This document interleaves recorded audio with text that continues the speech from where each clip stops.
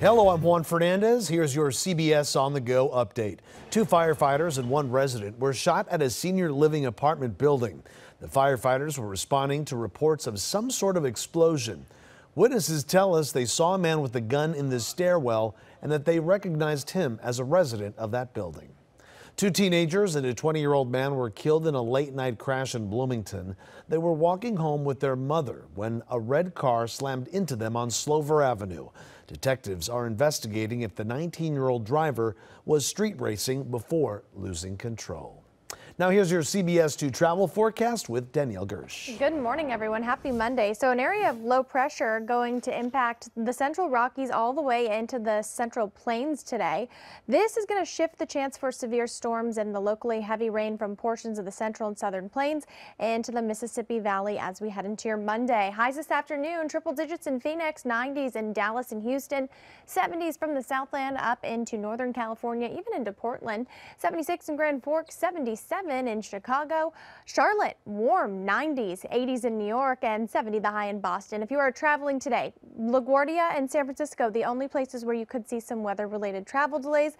Everyone else looking pretty good on this Monday. High pressures parked over us here in the Southland. It'll strengthen the next couple of days, warm up our temperatures by a few degrees each day, and then we'll watch a bit of a cooling trend as we head into the second part of the work week and into the weekend.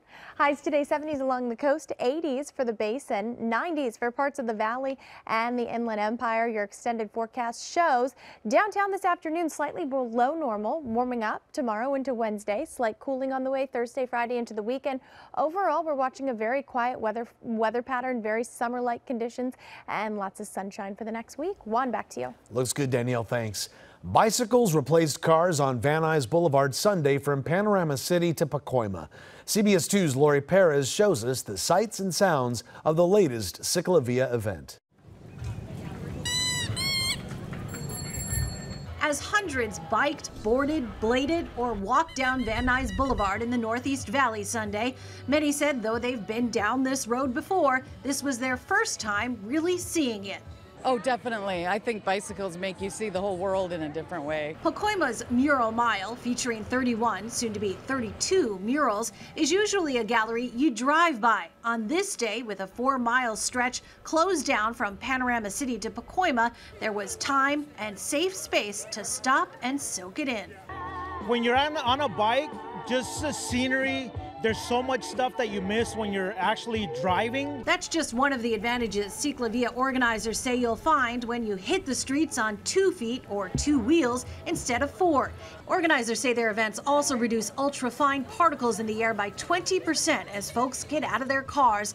Healthy for the environment, healthy for our bodies. We're trying to get a little bit more activity in our daily regimen. Healthy for families and friends who took the route together. Well, I really like spending time with my family. It's like a really good experience. It's like memories I'm going to remember for a long time. I like to ride my bike. In the San Fernando Valley, Lori Perez, CBS 2 News.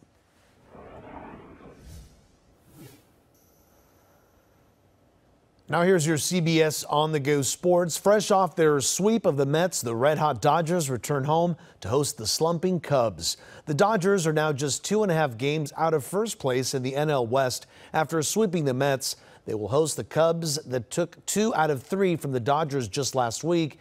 And the Angels have a matinee in Kansas City starting just after 1 o'clock this afternoon. The Halos are making up a rained-out game against the Royals as they begin a 10-game road trip.